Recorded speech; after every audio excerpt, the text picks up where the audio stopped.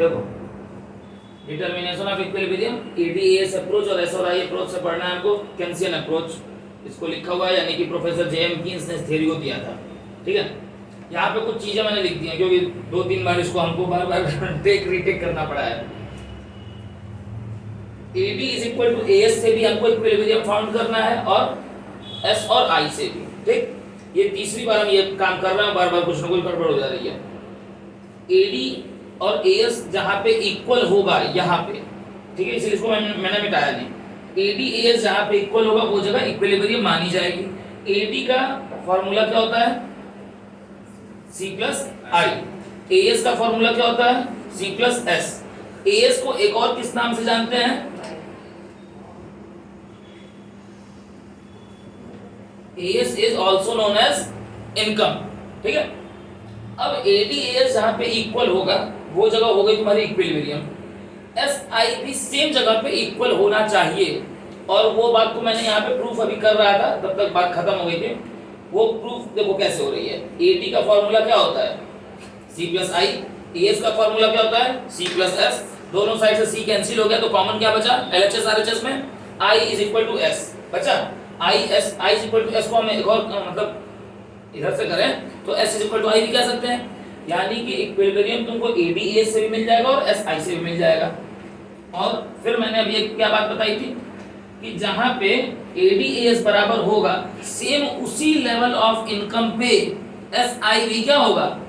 आपस में इक्वल होगा। अच्छा एक बात और जान लो, AD AS मान लो इक्वल अगर होता है, बोर्ड पे एक बार देख लो, AD AS मान लो कि इक्वल होता है 300 पे, ये 300 है ना, मान लो 300 पे होता है, AD भी 300 हो रहा है, AS भी अगर 300 हो रहा है, तो जरूरी थोड़ी है कि S और I भी 300 ही होगा।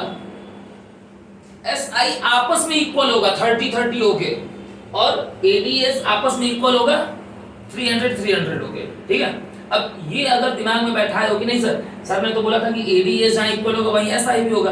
अब ADS इक्वल हो रहा है 300 पे, और तुम S और I को खोजोगे 300 कहाँ हो रहा है? कहीं होगा ही नहीं, कभी नहीं होगा। ठीक, तो उस डिल्यूजन में नहीं पढ़ना है। ठीक है, कुछ हम बेसिक रूल्स जो हम लेके चलते हैं अपने टेबल में। क्या है बेसिक रूल? इनकम हमेशा 0 से शुरू होती है और इनकम में आने वाला चेंज हमेशा 100 होगा। सी बार जो होगा वो 40 होगा। सी बार वो होता है जो इनकम 0 लेवल ऑफ इनकम पे जो ऑटोनॉमस कंजम्पशन होता है। कंजम्पशन में आने वाला चेंज इन सी जो होता है वो हमेशा चेंज इन वाई से कम होता है, इसलिए हम 80 लेके चलेंगे। एस का फॉर्मूला लगेगा y माइनस सी, सेविंग का फॉर्मूला लगेगा इनकम माइनस कंजम्पशन, और आई जो होता है वो हमेशा आई बार होता है। तो यहाँ पे हम भरते चले जाएं, यहाँ पे होगा 40, 80 का चेंज 120, अब लगातार 80 का चेंज होगा 200, 280, 360, 440 और 520। आई हर बार तुमको 40 ही लेना है। लो भाई, अच्छा ये तो मुझे इस पूरे टेबल में कहीं एएस दिख रहा है क्या? पहले एस निकाल लेते हैं। आओ पहले एस निकाल ले। एस का फॉर्मूला क्या लगेगा? कहाँ गया? ये है ना, y माइनस सी, 0 minus 40, minus 40, 100 minus 120, 200 minus 200, 300 minus 280, तो प्लस करके लिखिए तो याद रहेगा। 400 माइनस 360, 500 माइनस 440 और 600 माइनस 520। क्लियर? मुझे अब बताओ एडी का फॉर्मूला क्या है? C प्लस आई, चाहे यहां से देखो चाहे यहां से देखो, तो C प्लस आई। 40 प्लस 40 क्या होगा? 120 plus 40, 200 plus 40, 280 plus 40, 360 plus 40, 440 plus 40। और अगर AD को ध्यान से तुम देखो तो AD में आने वाला चेंज कितने का आ रहा है? जरा देखना तो, am I right? Change in AD भी 80 है क्या? ठीक है, अब मुझे बताओ तुमको AD मिल गया, IS मिल गया, AD मिल गया, तो IS से तो इक्विलिब्रियम खोज लोगे भाई, कहीं ना कहीं तो मिलेगा ही। AD के साथ क्या खोजना पड़ता है? AD से इक्विलिब्रियम सेट करने के लिए क्या चाहिए? AS। इसमें पूरे में कहीं AS दिख रहा है क्या? हाँ, AD is equal to AS नहीं, Y ही AS है। ठीक है, इसलिए एएस अलग से नहीं लिखेंगे। अब आते हैं सर इक्विलिब्रियम खोजने, वाई का ही दूसरा नाम एएस है ना। अब आते हैं इक्विलिब्रियम खोजने। इक्विलिब्रियम खोजने में तुम देख लो वाई के बराबर एडी कहाँ है, यहाँ पे है, यस नो, यहाँ पे नहीं, यहाँ पे, यहाँ पे, यहाँ पे, लो भैया बन गया equilibrium. AD is equal to AS यहाँ हो गया, हाँ यहाँ पे AD is equal to AS हो गया। सर इक्विलिब्रियम का एक और अप्रोच होता है, क्या?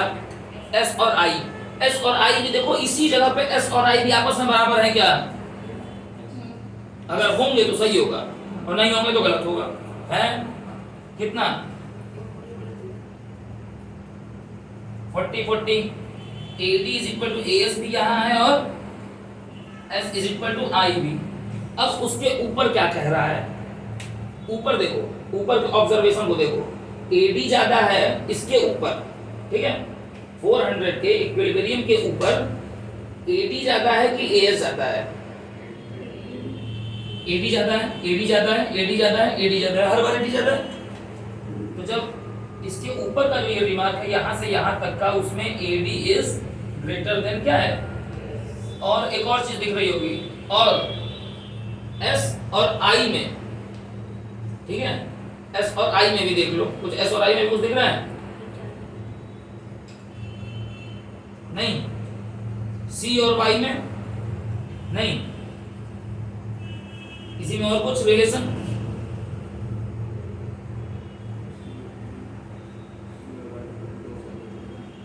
वहां पे आएंगे अभी, अब उसको छोड़े हुए हैं। चलो इतने में AD और AS तो तुमको ज्यादा मिला ना। अच्छा इसके नीचे आओ, नीचे में कौन ज्यादा है? नीचे में AD जो है वो लेस देन है AS के। तो ऊपर जब AD ज्यादा होती है तो उसको क्या कहते हैं?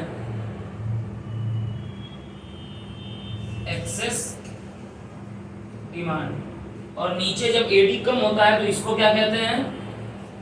इस कंडीशन को डिफिशिएंट डिमांड। अब यहाँ पे लिख दे रहा हूं, और ये वाला पॉइंट जो है वो क्या हो गया था तुम्हारा? इक्विलिब्रियम।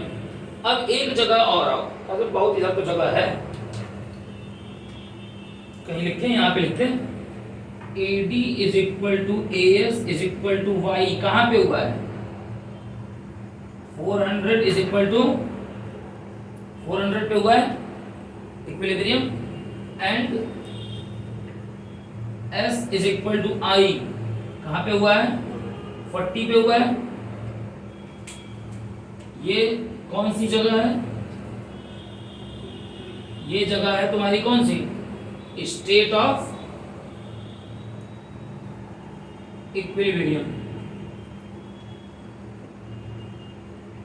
इक्विलिब्रियम के पहले,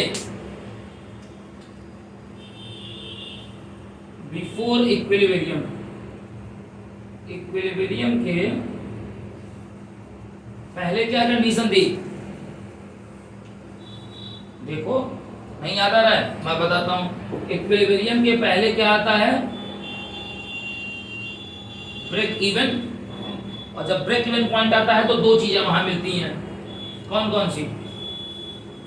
S किसके बराबर हो जाता है, और दूसरी पॉइंट क्या मिलता है? C इज इक्वल टू, खोजो यहाँ पे BP कहाँ है, कौन से लेवल पे है? इक्विलिब्रियम तो पांचवें स्टेज पे है ना, 1 2 3 4 5, पांचवें स्टेज पे इक्विलिब्रियम है।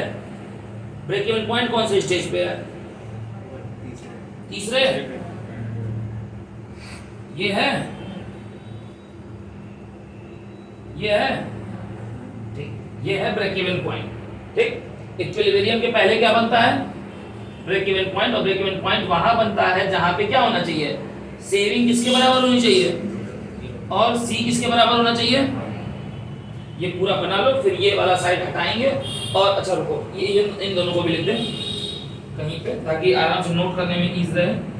When AD is greater than AS, जरा देखना ये फ्रेम में ये चीज आ रही है ना, when AD is greater than AS, जब AD AS से ज्यादा होता है तो उसको क्या कहते हैं, उस कंडीशन को,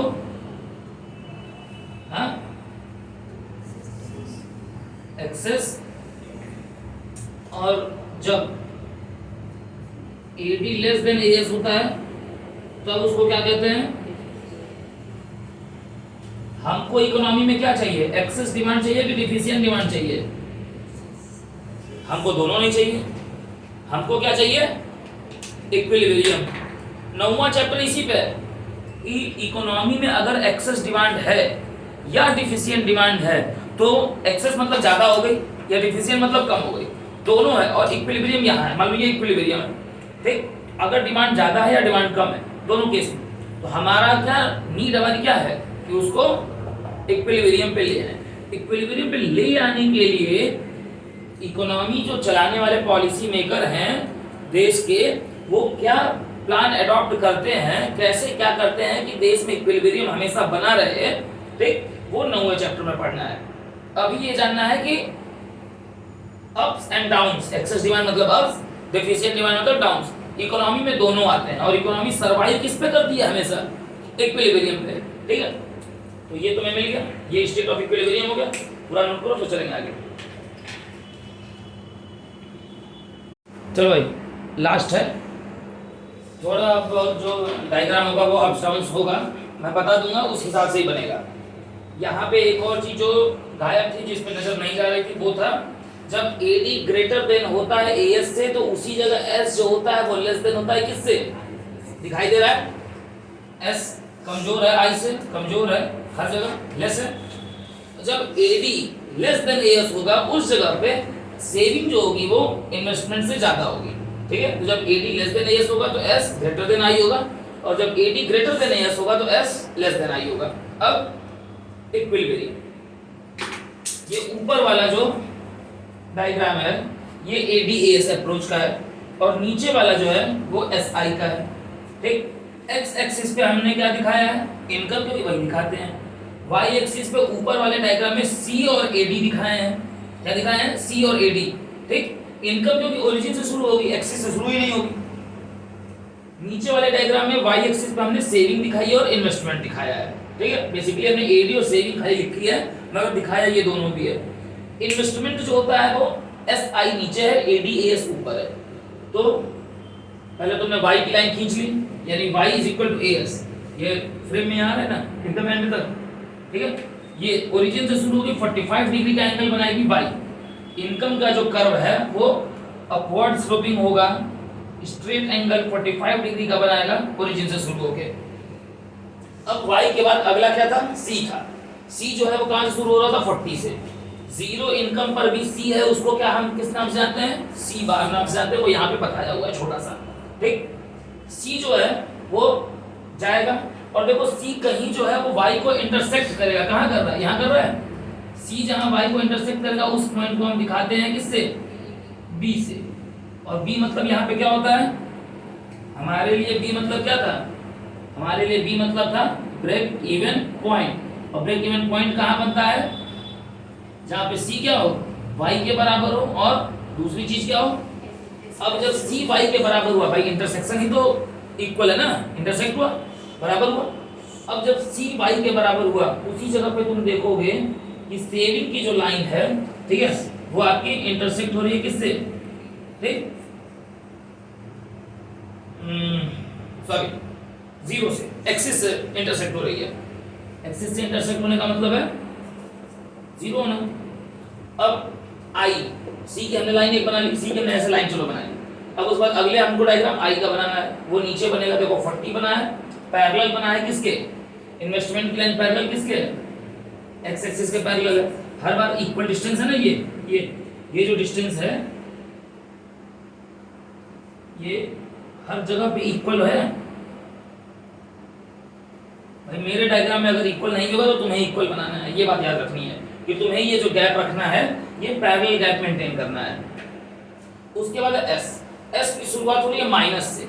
माइनस जो होता है वो हमेशा नीचे शुरू होता है, कोऑर्डिनेट ज्योमेट्री पढ़े होगे ना, तो वो नीचे से हमेशा शुरू होगा, ठीक है। तो ये यहाँ से शुरू हो रहा है, तो ये ऊपर अगर +40 है तो नीचे यहाँ पे ये क्या है, जहाँ शुरू हो रहा है ये जगह क्या है, ये -40 है। यानी कि एग्जाम में डायग्राम बनाते समय किस चीज का और ख्याल रखना है, डिस्टेंस का। अगर एक्स एक्सिस पे तुम एक स्केल पे मान लो इतना ऊपर रख रहे हो 40, अगर 40 ऊपर इतना है तो 40 नीचे भी क्या होगा, उतना ही होगा। तो यहाँ सी शुरू करने के लिए 40 उतना ही होना चाहिए। ये नहीं कि यहाँ का 40 का मेजरमेंट इतना, ऊपर वाले सी के 40 का मेजरमेंट इतना, नीचे वाले सी एस के 40 का मेजरमेंट इतना, गड़बड़ हो जाएगी, कहीं ये तुम मैच ही नहीं करा पाओगे। ठीक, तो वो एक इक्वल स्केल पे काम करना है, ये चीज दिमाग में रखो। ठीक है, क्योंकि डायग्राम थोड़े वो थोड़ी ग्राफ पेपर थोड़ी मिलता है बनाने को, वो अपने दिमाग से बनाना है। सब हो गया। एडी जो है वो दोनों से ऊपर, सबसे ऊपर से शुरू होगा, एडी सबसे ऊपर शुरू हो रहा है, जस्ट डबल एडी जो है उसकी शुरुआत होगी जस्ट डबल से। ठीक, अगर सी 40 है तो एडी 80 है, जस्ट डबल से शुरू होगा, शुरुआत खाली जस्ट डबल से होगी और पैरेलल जाएगा सी के। देख लो कितने का डिफरेंस है सी और एडी में, 40, यहाँ पे भी 40, हर जगह 40 का डिफरेंस पाओगे। जब हर जगह डिफरेंस ही 40 का है तो सी के कैसे जाएगा, वो पैरेलल जाएगा। क्लियर, वहां पे देखो लिखा हुआ है एडी ब्रैकेट में सी प्लस आई। अब जहां पे सी वाई के बराबर है और एस 0 है उस जगह को हम क्या कहते हैं, ब्रेक इवन पॉइंट के नाम से आते हैं। यहां देखो लिख दिया ब्रेक इवन पॉइंट। और जहां पे तुम्हारा एडी एएस के बराबर है ये उसी जगह पे पाओगे, और नहीं पाओगे तो पाना चाहिए, क्या होगा, एस आई को इंटरसेक्ट करेगा। ठीक, यानी कि where AD is equal to AS and S is equal to I। देखो SI अप्रोच इसको क्यों कहते हैं ये बता दूं, अभी बोला था ना थोड़ी देर पहले कि इसको IS भी कह सकते हैं। SI ही क्यों कहते हैं, क्योंकि I की लाइन कांस्टेंट है, S को जाके टच करना है I से, I को S से नहीं टच होना है। ठीक है, इन्वेस्टमेंट सेविंग से नहीं टच होने जा रहा है, सेविंग की लाइन को इंटरसेक्ट होना है किससे जाके, इन्वेस्टमेंट से। तो इस जगह को क्या कहते हैं, where AD is equal to AS and S is equal to I। ये जगह किस नाम से जानी जाती है, इक्विलिब्रियम। यानी कि इसको हम कैपिटल E से इंडिकेट करेंगे, किससे इंडिकेट करेंगे, कैपिटल E से। अब ये जो है शेडेड रीजन अंदर का, ये बताओ ये क्या कहा जाएगा, अंदर का जो शेडेड रीजन है ये निगेटिव सेविंग है। क्या है, निगेटिव सेविंग। निगेटिव सेविंग को हम किस नाम से जानते हैं, डिस सेविंग। ठीक, और ऊपर का जो ये शेडेड रीजन है ये वाला, ये जो शेडेड रीजन है ऊपर का, ये क्या है, पॉजिटिव सेविंग। ये क्या है, पॉजिटिव सेविंग। तो इसको हम किस नाम से जानते हैं, और जहां पे सेविंग एक्सिस से टच करती है वो जगह हो जाती है 0, यानी कि उसको हम किस नाम जानते हैं, ब्रेक इवन पॉइंट। ठीक, इक्विलिब्रियम यानी कि एडीएस अप्रोच से, एडीएस अप्रोच से और एसआई अप्रोच से इक्विलिब्रियम सेम जगह पे ही मिल रहा है। जहां पे एडीएस का इक्विलिब्रियम हो रहा है वहीं पे एस और आई का भी हो रहा है, होगा ही होगा। ठीक, अब हम लोग कल की क्लास में बात करेंगे कि अगर एडी ग्रेटर देन एएस है या लेस देन एएस है तो उसका इंपैक्ट क्या पड़ता है आउटपुट पे और एम्प्लॉयमेंट पे। एम्प्लॉयमेंट पे हम लोग बातचीत कर चुके हैं। ठीक है, उस पे इंपैक्ट क्या पड़ेगा, एम्प्लॉयमेंट पे और आउटपुट पे। ठीक, और एक सबसे बड़ी चीज कल रहेगी जानने के लिए, इन्वेस्टमेंट मल्टीप्लायर। इसको बना लो, फिर आज की बात खत्म हो जाएगी यहाँ पे।